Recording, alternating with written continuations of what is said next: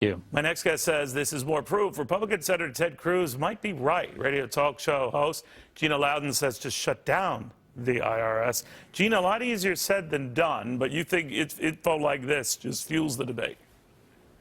It's time, and I am so thankful that Ted Cruz used his national platform of his announcement really to challenge other candidates who are going to jump in this race to comment on this and tell us their plans, because this is something that has long needed to happen. The IRS, as you know, Neil, has become much more than a tax collection agency. It's become a spy agency on the American people, and it's also become an arm of one of our political parties. It's all wrong. All right, but what if it's just a case of ignorance here, that they're supposed to follow, let's say the IT people, IRS, are supposed to follow up on this stuff.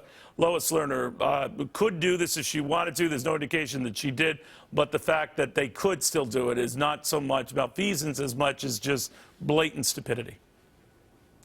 Well, it's $168 billion in blatant stupidity. Very good point. That's the IRS's own numbers that say that's what they spend to keep us in compliance. That's our tax dollars going to pay to make us comply. It's also 6 billion man-hours a year. And I have to compare the IRS with its more than 100,000 employees to a company, for example, like Google, who obviously has a pretty big workload, but they managed to do it with 31,000 people. Something is definitely wrong here. And I'm glad Ted Cruz brought this out and is going to, I think it'll really force other candidates who are looking for a nomination to comment on what their plan would be. And I hope that some of their plans, by the way, will include things like shutting down the Fed and eliminating the income tax in favor of a flat sales tax, for example. Well, you got a lot in there, Gina. All right. Thank you very much. Good seeing you again. Gina Loudon, I don't think she's a fan of these institutions. Neil, Meanwhile, here comes